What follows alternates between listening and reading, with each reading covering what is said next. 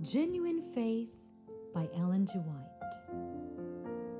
Yeah, a man may say, Thou hast faith, and I have works. Show me thy faith without thy works, and I will show thee my faith by my works. James chapter 2, verse 18. The part man has to act in the salvation of the soul is to believe on Jesus Christ as a perfect Redeemer. Not for some other man, but for his own self. Christ imputes his perfection and righteousness to the believing sinner when he does not continue in sin, but turns from transgression to obedience of the commandments.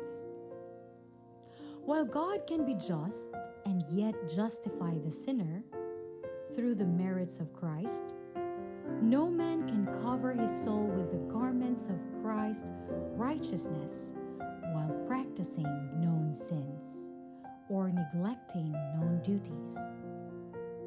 The Apostle James saw that dangers would arise in presenting the subject of justification by faith, and he labored to show that genuine faith cannot exist without corresponding works. The experience of Abraham is presented. Seest thou, he says, how faith wrought with his works, and by works was faith made perfect. James chapter 2, verse 22. Thus, genuine faith does a genuine work in the believer. Faith and obedience bring a solid, valuable experience. Faith and works are two oars which we must use equally if we would press our way up the stream against the current of unbelief. The so-called faith that does not work by love and purify the soul will not justify any man.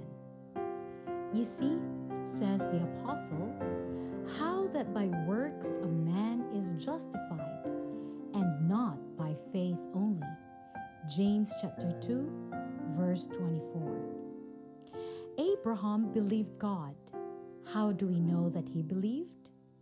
His works testified to the character of his faith, and his faith was accounted to him for righteousness. We need the faith of Abraham in our day to lighten the darkness that gathers around us, shutting out the sweet sunlight of God's love and dwarfing spiritual growth. Our faith should be prolific of good works, for faith without works is dead.